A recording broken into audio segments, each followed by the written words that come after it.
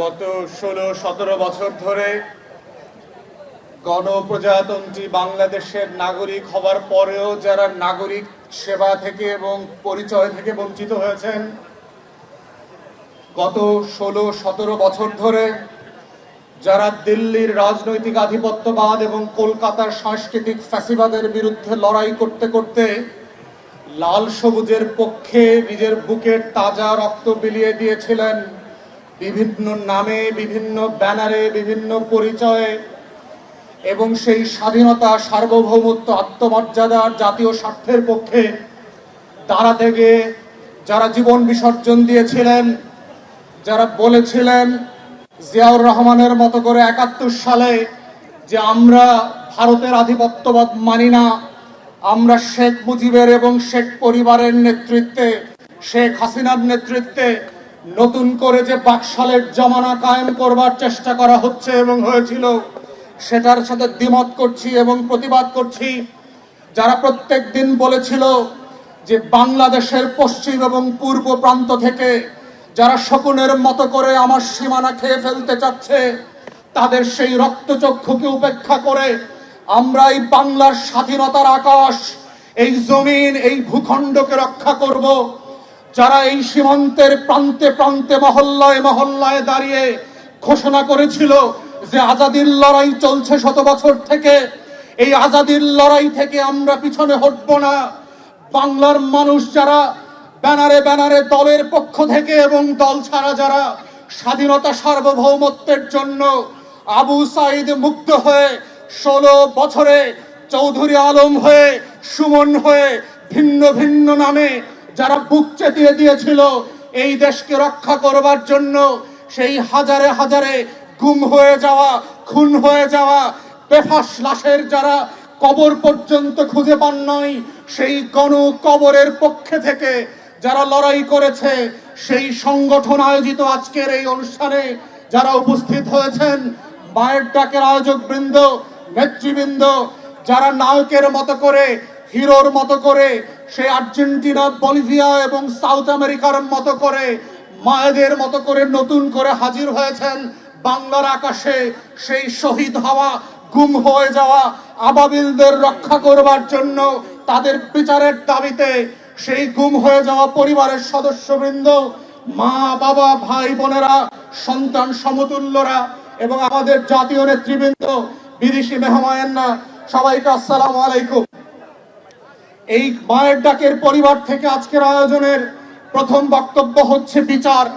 যেই বিচারের দাবিতে আমরা গত ১০-১২ বছর ধরে টানা রাস্তায় রাস্তায় ক্যাম্পেইন করছি, মিছিল করছি, সমাবেশ করছি, বিভিন্ন জায়গায় সরকারের পেটোয়া বাহিনীর সাথে মুখোমুখি হয়েছি, বিভিন্ন দিন আওয়ামী ফ্যাসিবাদের বিরুদ্ধে লড়াইয়ের পাশাপাশি এই মায়ের ডাকের পরিবারদের লড়াইকেও আমাদেরকে একসাথে মোকাবেলা করতে হয়েছে। সেই মায়ের ডাকের পরিবারদের জন্য আমরা এই সরকার আসার পরে প্রথম দিন থেকে দাবি করেছিলাম গণ তদন্ত কমিশন করেন।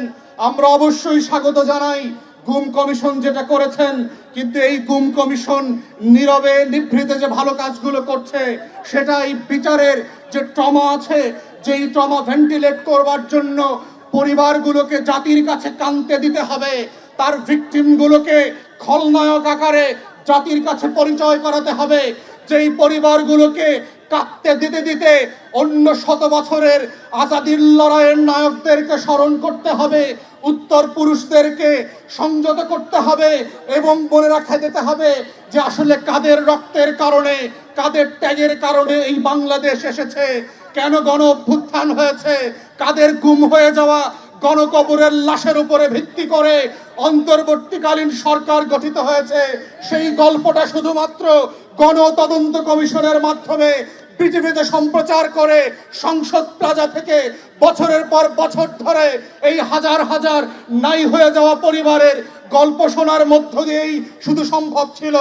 কিন্তু দুঃখজনকভাবে আমরা দেখেছি অন্তর্বর্তীকালীন সরকার সেই গণ তদন্ত কমিশন করেন নাই, গণশুনানির আয়োজন করেন নাই। এখনো মায়ের ডাকের মতো সংগঠনকে ডেকে ডেকে বিভিন্ন প্রোগ্রাম আয়োজন করে সেই পরিবারের গল্প শুনতে হয়। কারা এই রাষ্ট্রের পিছন থেকে নতুন রাষ্ট্রের খামি টেনে ধরছে? কারা এই রাষ্ট্রকে এখনো রাষ্ট্র হতে দিতে চাচ্ছে না? ওরা কারা যারা বাংলাদেশের আজাদিকে এখনো গোলামির জিঞ্জিরে ফিরে এনে যেতে যায়? এই রাষ্ট্রের ভিতরের রাষ্ট্রকে যদি আমরা ধ্বংস করে দিতে না পারি, তাহলে এই আজাদি যেমন টিকবে না, মায়ের ডাকের কান্নাও থামবে না।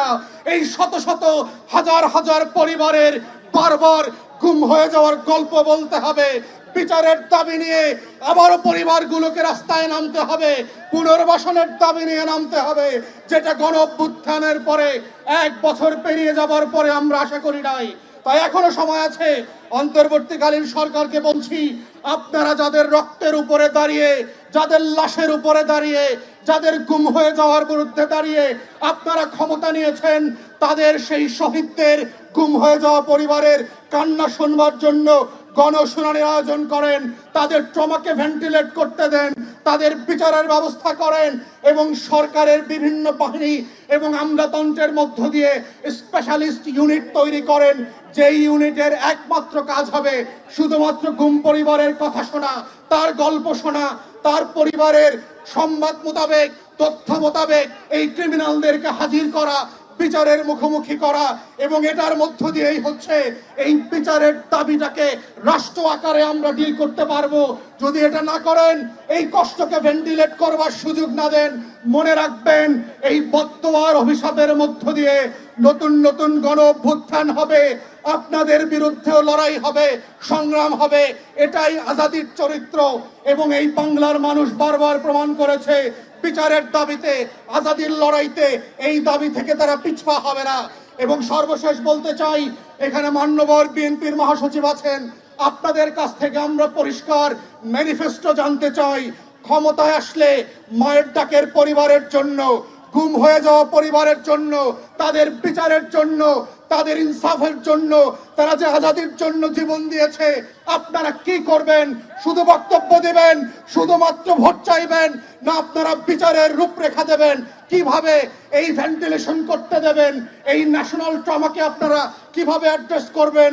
দুনিয়ার বিভিন্ন দেশে যেখানে গণহত্যা হয়েছে, লড়াই হয়েছে, তাদের অভিজ্ঞতাগুলোকে কাজে লাগিয়ে এক্সপার্টদের সাথে বসেন এবং এখনই অবিলম্বে আমরা দাবি করছি মায়ের ডাকের পরিবারের পক্ষ থেকে বিচারের রোডম্যাপ ঘোষণা করেন, যেন ক্ষমতায় আসার পরের দিন থেকে আপনারা কাজ শুরু করতে পারেন।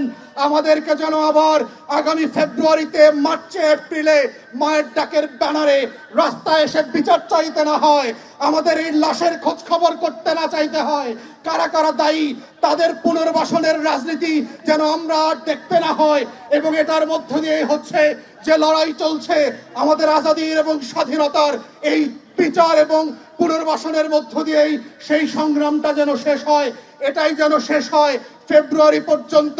মায়ের ডাকের শেষ মিছিল, শেষ সমাবেশ, আমরা বাস্তব বিচার দেখতে চাই এই সরকারের কাছে এবং আগামী সরকারের কাছে।